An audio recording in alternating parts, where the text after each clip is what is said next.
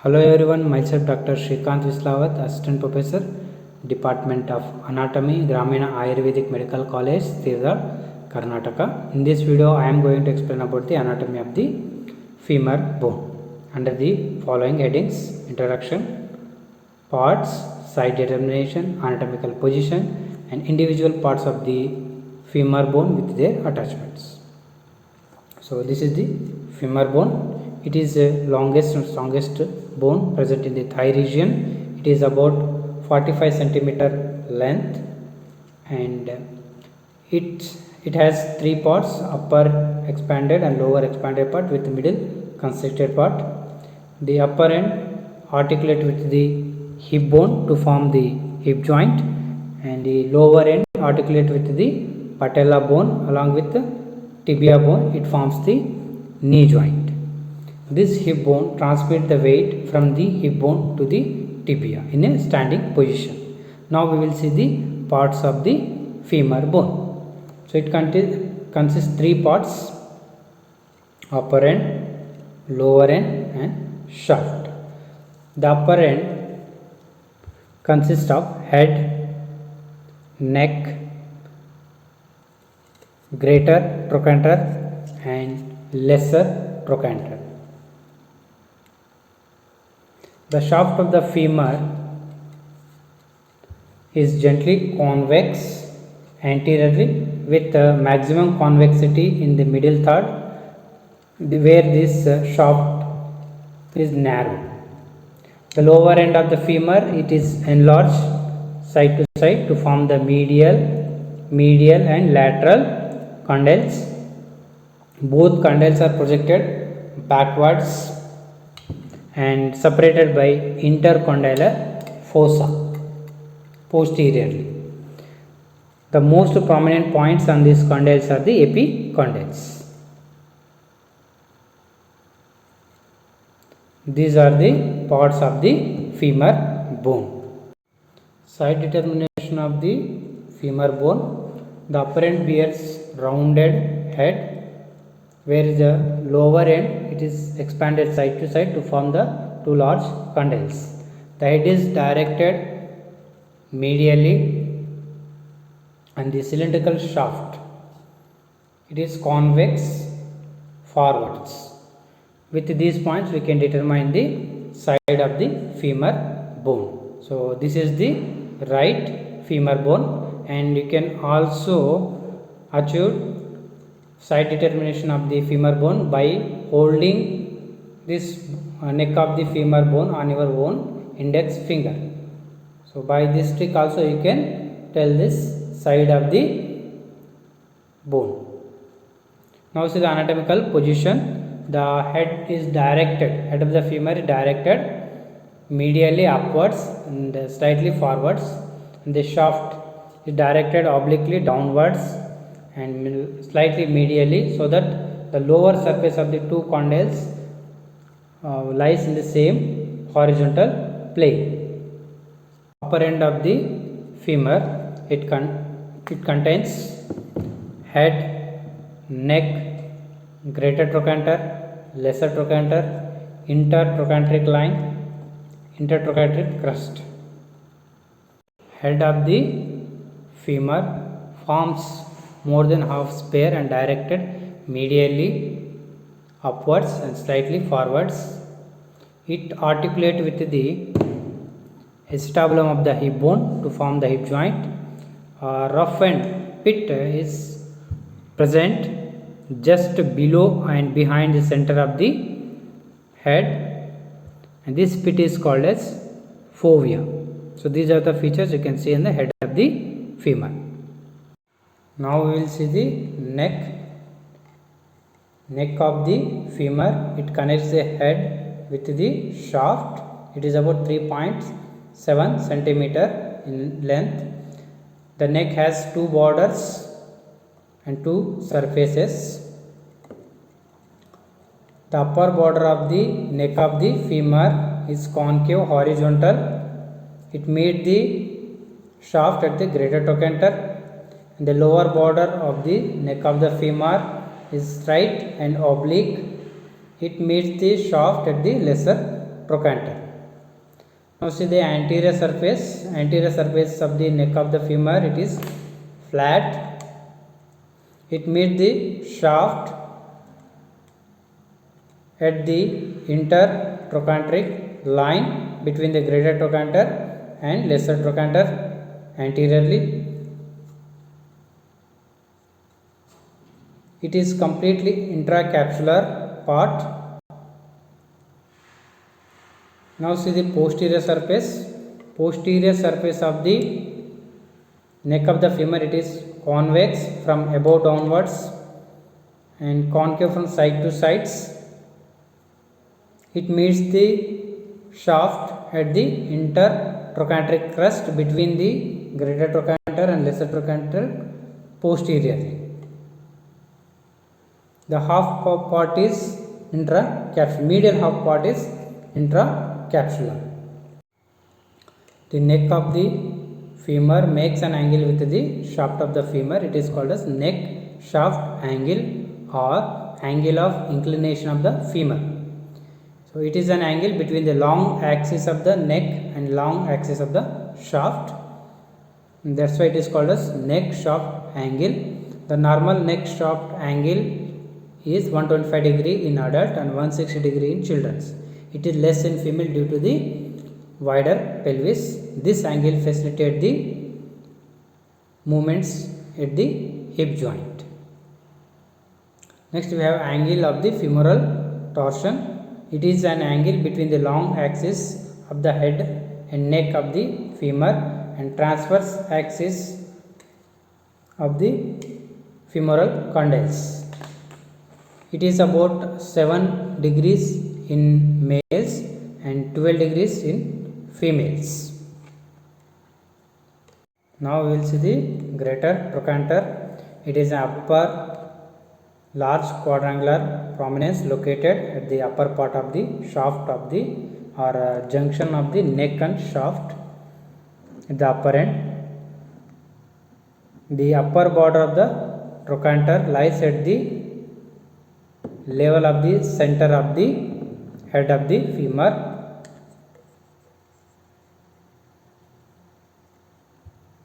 The greater trochanter has upper border with an apex and 3 surfaces: anterior surface, medial surface and lateral surface.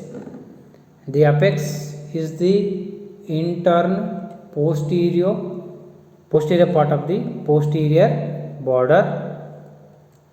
The anterior surface of the trochanter rough at its lateral part. The medial surface presents a rough impression superiorly and a deep trochanter fossa inferiorly. The lateral surface is crossed by the oblique ridges which are directed downwards and forwards. Lesser trochanter, it is a conical eminence directed medially and backwards from the junction of the neck of the femur with the shaft. Now see the intertrochanteric line. It marks a junction of the anterior surface of the neck with the shaft of the femur. It is prominent roughened ridge which begins above at the anterior superior angle of the greater trochanter as a tubercle and continues below with the spiral line in front of the lesser trochanter. This spiral line winds around the shaft below the lesser trochanter to reach the posterior surface of the shaft. Intertrochanteric crest, it marks the junction of the posterior surface of the neck of the femur with the shaft of the femur. It extends between the greater trochanter to the lesser trochanter posteriorly. It is a smooth rounded part, begins posterior superior angle of the greater trochanter and extends downwards and reaches the ends at the lesser trochanter. A rounded elevation present a little above in its middle part, it is called as quadrate tubercle. The shaft of the femur, it is more or less cylindrical structure. It is narrowest in the middle part and expanded superiorly and inferiorly, but more expansion can be seen in the inferior part. For the convenience purpose, it is described into three parts: middle 1/3, upper 1/3 and lower 1/3. The middle 1/3 part of the shaft of the femur contains three borders and three surfaces.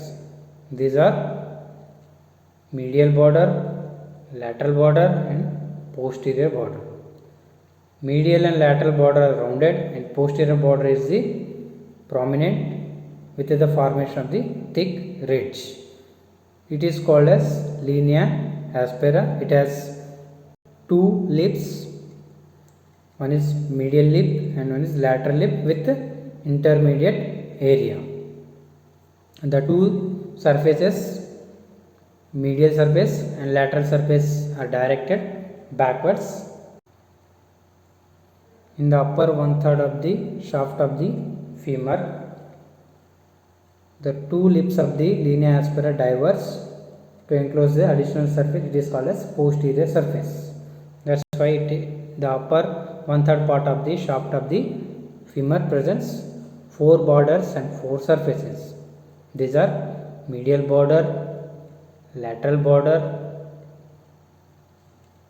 spiral line and lateral lip of the gluteal tuberosity. Four surfaces, these are medial surface, lateral surface, anterior surface and posterior surface. The gluteal tuberosity, it is a large roughened part at the lateral part of this posterior surface. Now see the lower 1/3 part of the shaft. It also has the diverging part of the two lips of the linea aspera as continuous as the supracondylar lines, which encloses the popliteal surface. This part has four borders and four surfaces. Four borders are medial border and medial supracondylar line, lateral border, lateral supracondylar line. Then four surfaces, these are anterior surface, popliteal surface also called as posterior surface, medial surface and lateral surface. This medial border and medial supracondylar line merge at the inferior part to obliterate the medial surface, same as lateral border and lateral supracondylar line meet together at the inferior part of the shaft and they obliterate the lateral surface. Lower end of the femur. The lower end of the femur is expanded side to side to form the two large condyles. One is medial and one is lateral. These forms the articular surface for the knee joint. Anteriorly these two condyles are united and they are in line with the shaft of the femur. Posteriorly, these two condyles are separated with a deep notch called intercondylar notch or intercondylar fossa. Articular surface. The two condyles are partially covered with the large articular surface which is divisible like patellar articular surface and tibial articular surface. The articular surface for the patella articular surface for the patella covers the anterior surface of both condyles and extend more on the lateral condyle than the medial condyle. Between these two condyles, the surface is grooved vertically. And now see the tibial surface. The tibial surface covers the inferior and posterior surface of the two condyles and merge anteriorly with the patellar surface. The part of the surface cover the lateral condyle is short and straight anterior posteriorly, and the part over the medial condyle is longer and curved with the convexity directed medially.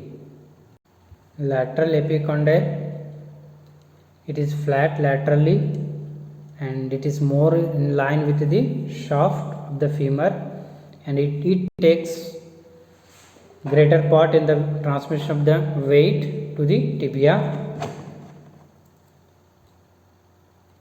The lateral aspect of this lateral condyle presents few features. These are: one is prominence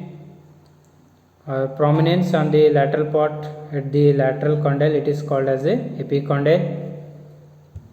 Popliteal groove is present just below this epicondyle. It has two parts, anterior part and posterior part. Anterior part is deeper part and posterior is shallow part. A muscularis impression can be seen just above this epicondyle. Now see the medial condyle. Medial condyle, it is convex medially. The most prominent point on it is called as epicondyle, and there is a projection just superior to this, it is called as adductor tubercle. This tubercle, it is an important landmark. The epiphyseal line for the lower end of the femur passes through this adductor tubercle. Intercondylar fossa or intercondylar notch. This notch separates the lower and posterior part of the two condyles. It is limited anteriorly by the articular surface of the patella or patellar articular surface, posteriorly by the intercondylar line which separates the notch from the popliteal surface. This is the intercondylar line.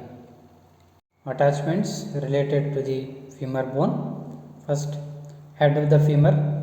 The fovea capitis on the head of the femur provides attachment to the ligament of the head or round ligament or ligament of the teres. And attachments related with the greater trochanter. Piriformis muscle are insert to the apex of this greater trochanter. Then gluteus minimus inserted into the rough lateral part of the anterior surface. The obturator internus and two gamellis are inserted on the rough part of the medial surface. Then obturator externus inserted into the trochanteric fossa of this medial surface. The gluteus medius muscle inserted on the ridge present at the lateral surface. Attachments related with the lesser trochanter. The psoas major is inserted on the apex and medial part of the rough anterior surface. Then iliacus muscle is inserted in the anterior surface of the base of the trochanter and the area below it. Attachments related with the lesser trochanter. The psoas major muscle inserted on its apex and the medial surface of the medial part of the anterior surface. Iliacus muscle inserted on this anterior surface at the base of the trochanter and just below it. Then smooth posterior surface of this lesser trochanter, it is covered by the bursa. Intertrochanteric line attachments. The intertrochanteric line gives attachment to the capsular ligament of the hip joint, and the attachment of the upper band of the iliofemoral ligament in its upper part and lower band of the iliofemoral ligament in its lower part. Origin to the highest fibers of the vastus lateralis in its upper part, and origin for the highest fibers of the vastus medialis in its lower part. And the quadrate tubercle on this intertrochanteric crust here it gives insertion to the quadratus femoris muscle. Attachments on the shaft of the femur, the medial and popliteal surface of the bare surface, there is no attachments, but at medial part of this popliteal surface it gives origin to the medial head of the gastrocnemius. Now see the vastus intermedius muscle arises from the upper 3/4 part of the anterior surface of the shaft of the femur. Along with it also covers the lateral surface of the shaft of the femur.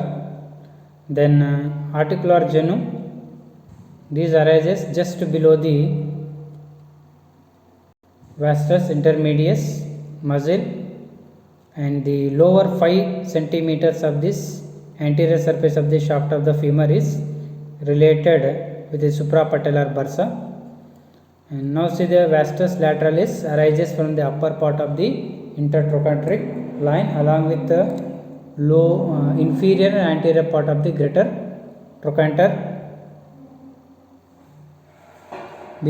And also it arises from the lateral margin of the gluteal tuberosity and the upper half of the linea aspera. The vastus medialis muscle arises from the lower part of the intertrochanteric line, spiral line, and the medial lip of the linea aspera and the medial supracondylar line. The deeper fibers of the gluteus maximus inserted on this gluteal tuberosity. The adductor longus will inserted on the medial lip of the linea aspera just between the vastus medialis and adductor brevis. The adductor brevis inserted into a line extending from the lesser trochanter to the upper part of this linea aspera, and the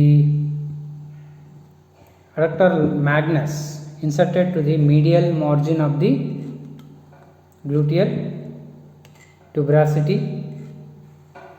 and linea aspera and medial supracondylar line. The short head of the bicep femoris arises from the lateral lip of the linea aspera between the vastus lateralis and the adductor magnus, and from the upper 2/3 part of the lateral supracondylar line. Then the medial and lateral intermuscular septa are going to attach to this medial and lateral lips of the linea aspera.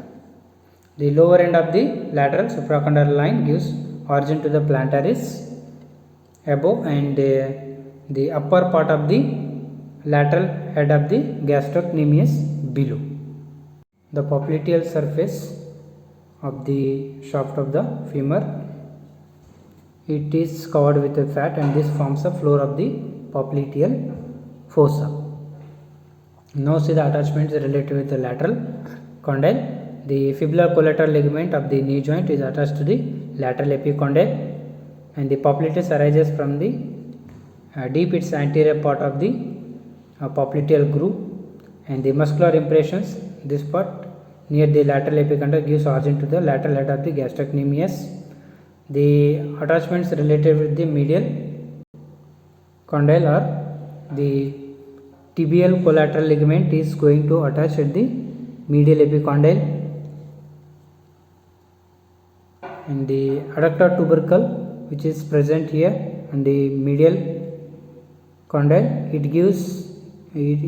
provides an insertion to the ischial head of the adductor magnus muscle, and the attachment on the intercondylar notch are anterior cruciate ligament is attached to the posterior part of the medial surface of the lateral condyle